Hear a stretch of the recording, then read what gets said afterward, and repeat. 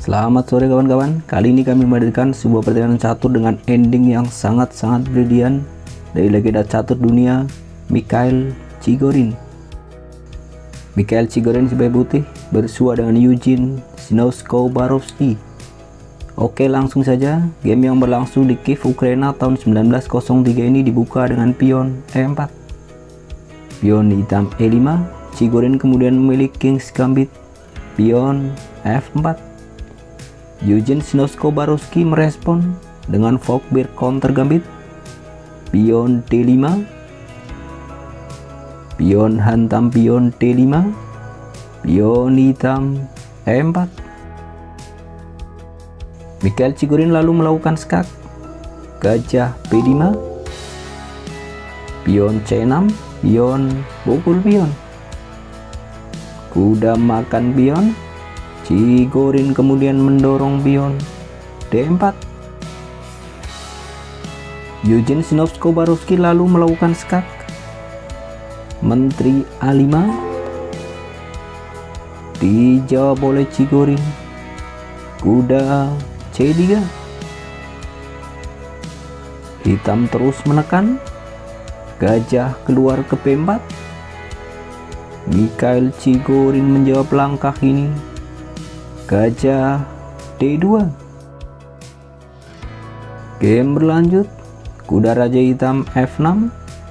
Pion ancam gajah. Gajah hitam makan kuda C3. Dijawab Chigorin. Pertama dengan langkah skak. Gajah pukul kuda.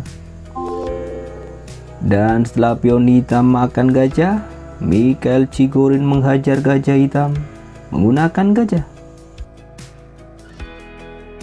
Eugene Sinoskobarovsky lalu menyelamatkan menteri. Menteri mundur ke C7. Chigorin dengan segera merespon. Ia memproteksi pion F. Kuda keluar ke E2. Gajah hitam keluar dari kandang menuju A6. Dijawab dengan menteri D2. Eugene Sinoskobarovsky lalu rokade pendek. Chigorin mengancam menteri. Gajah A6. Menteri bergeser ke T7. Chigorin lalu rokade panjang.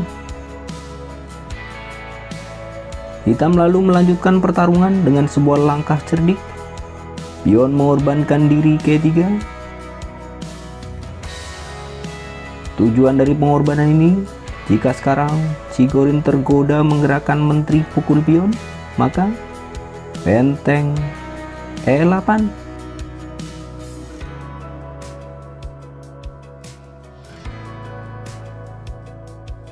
Dan sudah jelas di posisi ini hitam jauh lebih unggul.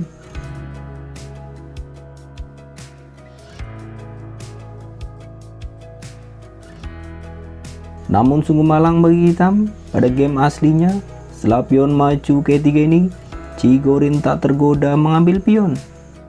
Chigorin memilih menggerakkan menteri ke E1. Kuda hitam melompat ke E4. Kuda putih pun lompat ke C3. Kuda hitam terus menebar ancaman dengan lompat ke F2. Dibalas oleh Mikhail Chigorin. Menteri santap pion. Kuda hitam mengambil benteng di H1. Dibalas dengan benteng pukul kuda. Eugene Sinoskobarovsky lalu mengancam menteri. Benteng F ke 8.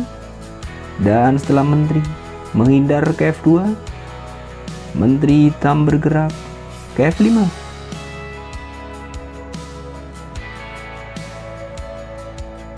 Chigorin kemudian menyelamatkan gajah dengan menggerakkan gajah ke B4.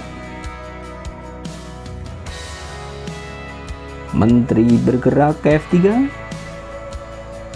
Benteng A hitam E8. Chigorin kemudian mengancam menteri. pion maju ke K4, dan setelah menteri menghindar ke F6, Chigorin menggerakkan menterinya ke F2. Eugene Zinovsko-Barovsky lalu menginvasi baris ketiga, benteng E3. Chigorin mendorong D5. Pion hitam makan pion, kuda makan pion. Eugene Zinovsko-Barovsky mengantisipasi pergerakan ini dengan menempatkan menteri ke C6 dengan ancaman yang sangat jelas.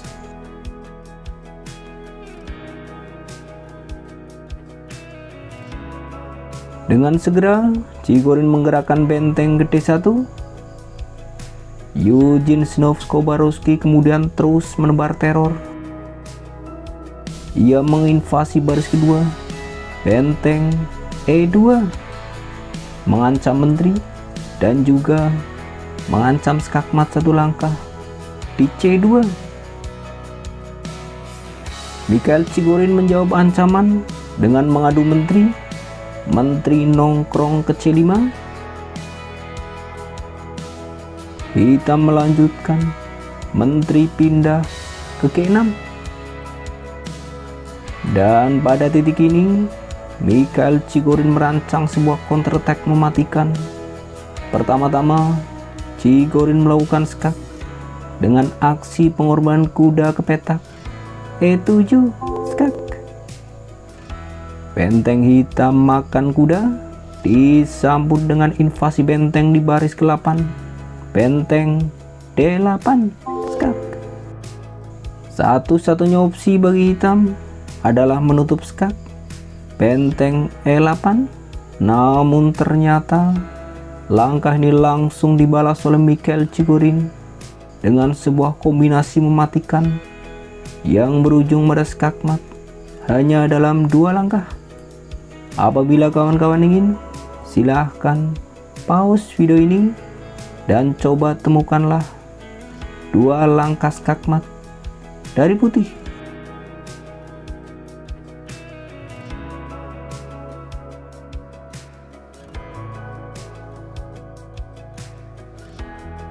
Pertama-tama, Mikhail Chigorin pada posisi ini melakukan aksi pengorbanan menteri, yaitu menteri bermanuver ke F8 skak.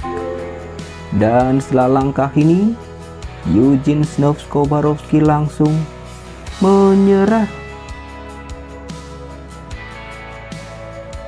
Hitam terpaksa menyerah karena pada posisi ini satu-satunya opsi bagi hitam adalah benteng makan menteri yang tentu akan dibalas oleh Chigorin dengan langkah benteng makan benteng skak mat.